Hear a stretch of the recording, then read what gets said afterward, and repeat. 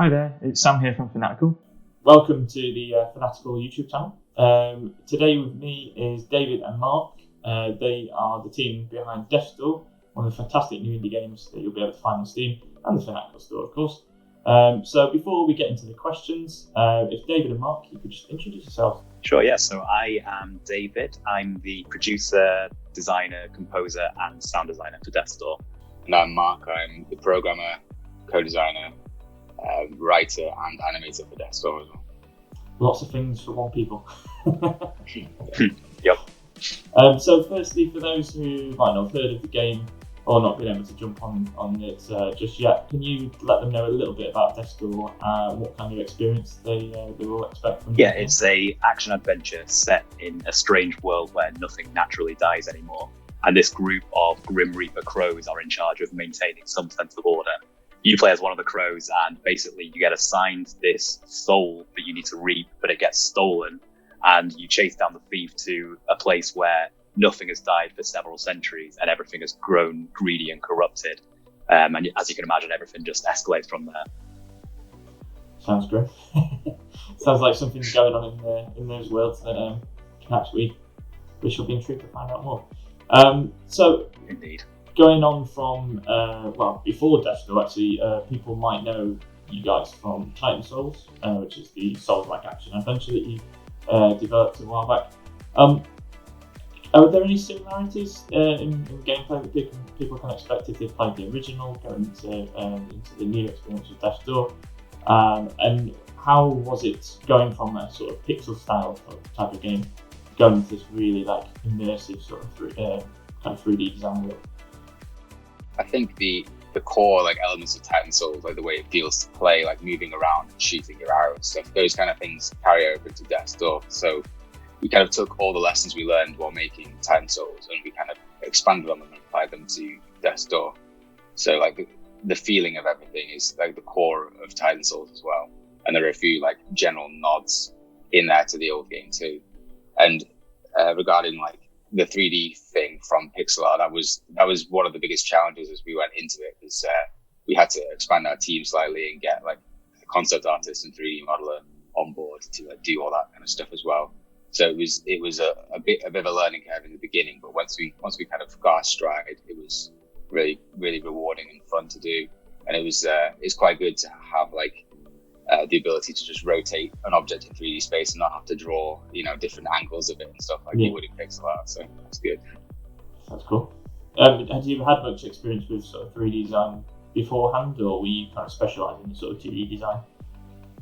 Some of the bosses in Titan Souls were actually 3D, but it was kind of like a faux 3D hacky thing. Like any of the 3D models in that game, I made myself, and it was like they were just really minimal to kind of allow the pixel art stuff to go on top of it and make it more interesting after that. Whereas this is actually more of a traditional kind of 3D modeling sort of pipeline. Yeah. So from clips of the game where people will be jumping in, kind of not really knowing what to expect, you can see that people will be going through mystic doors into these crazy lands to explore, and also there'll be these tyrants waiting for them on the other side, which sounds like the kind of game which is going to test my ability to dodge as well as attack. Are there any of these sort of tyrant baddies that you guys are particularly fond of, or are more memorable for being maybe more difficult to design, or just a bit more unique than what you used to?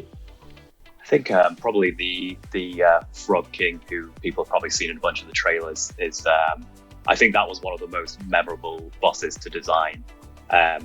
Just the way that we incorporated mechanics from the level leading up to it, and the boss fight also really incorporates the personality of the character, which is another thing that we really wanted to do in this game that sets it apart from a lot of our past works, where we do have a sense of humor in the game and more sense of like real sense of character to each character. So I think the fight works out really nicely for that reason, and it's also like it's quite a good like multi-phased epic fight as well, so that's probably a favourite for me. Is this the one that kind of jumps around the stage? That I had reminiscence of the old Crash Bandicoot game against the Dingo guy, I think it was, or someone jumped around on the TNT boxes. It brought back memories of that, which is pretty cool. And obviously, you guys are more than aware. It's had really, really good reviews from critics and gamers alike. You're very positive on Steam. So firstly, congratulations for that. All credit to you guys. How does it feel, especially from a smaller sort of studio state of mind, where you release a game and it's kind of hit the ground running so quickly without having to do kind of major patch updates or any sort of critical issues? There have been a couple of bugs and stuff like that we've been working on, and the classic kind of PC launch stuff with people's drivers and things like that causing issues with controllers. But nothing has been too crazy. And in the general experience has been really positive. Like you said, we've had really good reviews and really good response from players is the main thing. Just the tweets that people keep sending to us and fan art and stuff like that is really awesome. And we kind of weren't even prepared for that warmer response to it. So it's been a really good positive start to it, yeah. And we could just kind of blown away by the response, really. Awesome.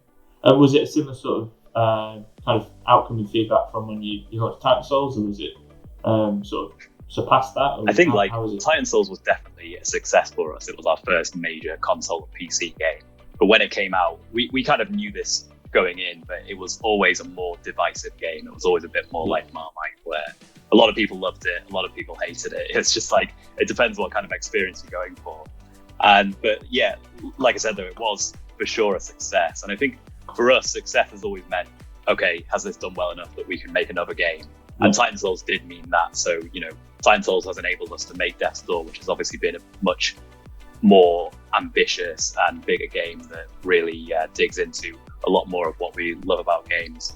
And yeah, Death's Door so far is a new level of success for our team for sure. It's definitely reached a lot more people a lot faster, and it's been more kind of universally enjoyed. It seems to be pretty much entirely positive rather than that kind of divisive thing that we've had in the past. Yeah. But then the people who love it still do love it just as much as they love Titan Souls. So it's been we couldn't really have asked for a better reception on that front. So you've probably had some people who are commenting saying that they've kind of come from Titan Souls and then sort of stayed with you guys for Death's Door. That must be quite reassuring that people are kind of continuing with your journey as developers. Yeah, it's good. It's good to see people who enjoyed Titan Souls coming along and then enjoying Death's Door as well, because that's one of the things we definitely made the game for those people. We had those people in mind when we were doing it as well. Yeah, it's kind of crazy to think about that, because that was 6 years ago as well. So people still sticking around, and it's kind of funny that sometimes people they play Death's Door, and then at some point during it, they or afterwards they realized that we made Titan Souls as well, which they'd already played, which was kind of interesting.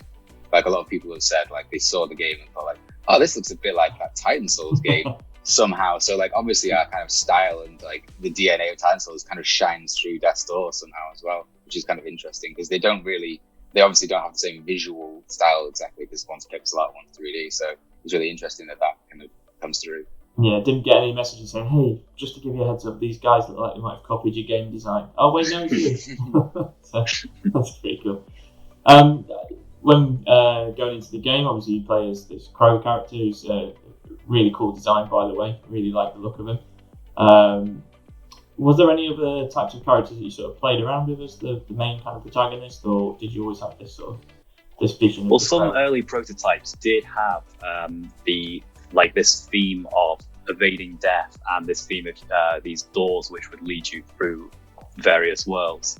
But the early prototypes were actually a more humanoid character, and but there was something missing from them, and we couldn't figure out what it was for a while, and we kind of took a little break to think about it for a bit and experiment more. And it was when we came up with the Crow character, Mark specifically made a prototype with a crow and this kind of fast, nimble action that really benefited from that kind of character design.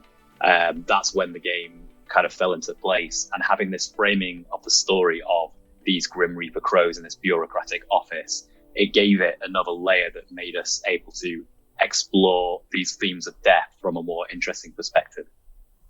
That's cool.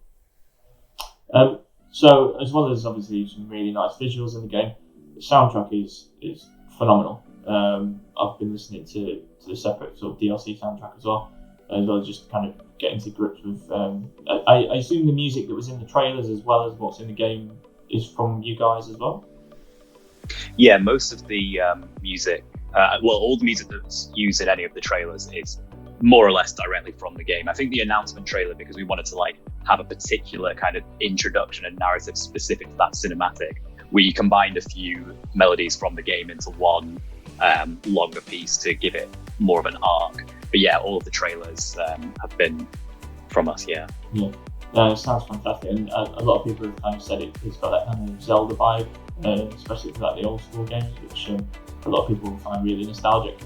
When it comes to the soundtrack of the game, your approach might be a little bit different to other studios, but do you set about putting the soundtrack together in the early stages before you've got the main concept of the game, or is it kind of design the game and then complement it with the music afterwards?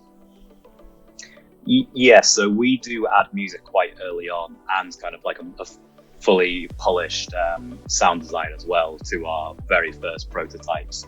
So actually, we started development early 2018-ish for this game, but we knew that the main theme that we were going to use, I made it in like 2015. I've been saving it for this game specifically, so that was locked. And then I think when we made the first prototype in the first few months, we did put quite a lot of thought into what the mood of the game should be, and that mood has stayed with us throughout development as well. And it's also meant that when artists have been making art for the game, they've had that music as a reference point.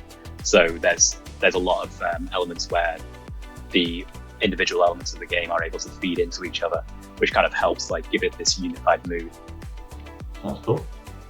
For newcomers coming into the game who might not be used to Titan Souls, for example, or just this sort of type of quite intense sort of isometric action game, when people jumping in, what advice would you probably give them, just in general? If there's any types of sort of boss or enemies to approach, what would be your top tips?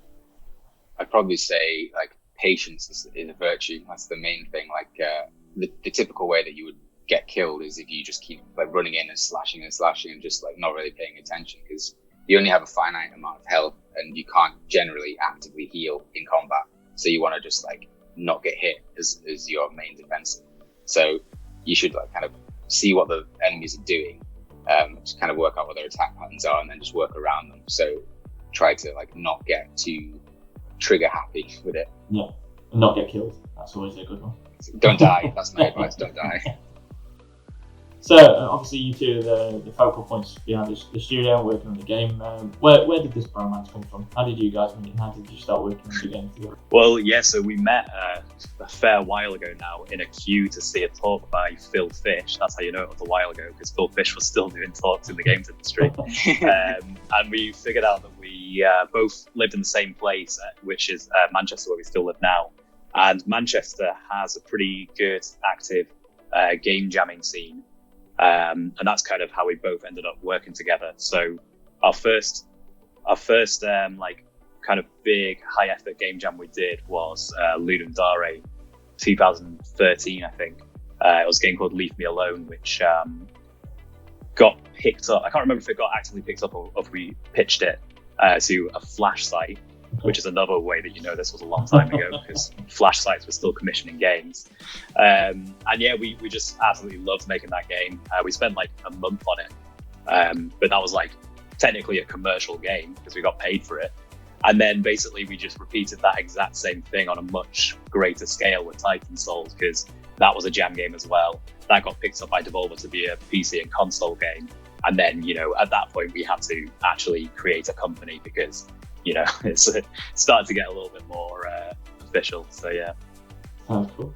How important are those sort of game jam events? Because I'm sure there's plenty, hundreds maybe of indie developers out there who have relied on these events to kind of get their name out there.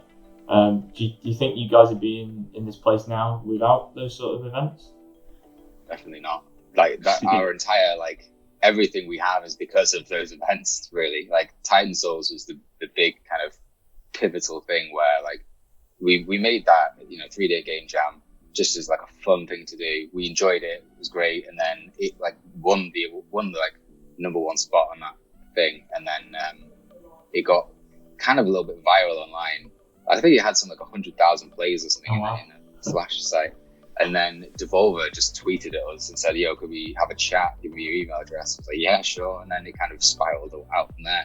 So it's just like a couple of kids on the internet just like making a game for a weekend, and then suddenly we're like going to E3 and stuff like that. It was pretty rapidly kind of spiraled out of control from there. Not out of control, but you know what I mean. Yes. It was definitely, the game jam was definitely the seed that grew our company. Yeah, sure. And you've been working with Devolver on the last 2 titles. They're quite a quirky publisher. What's it been like working with them? What's the kind of relationship? I mean, yeah, we love working with Devolver. As soon as we did, like, just doing Titan Souls with them, it always felt like we were, like, whenever we were at events and stuff like that, we were just part of the cool crowd. Like, that's kind of the vibe of being with Devolver. So yeah, we loved it, and obviously they're really good to work with. They're pretty much one of the most desirable publishers out there, and they are really good at just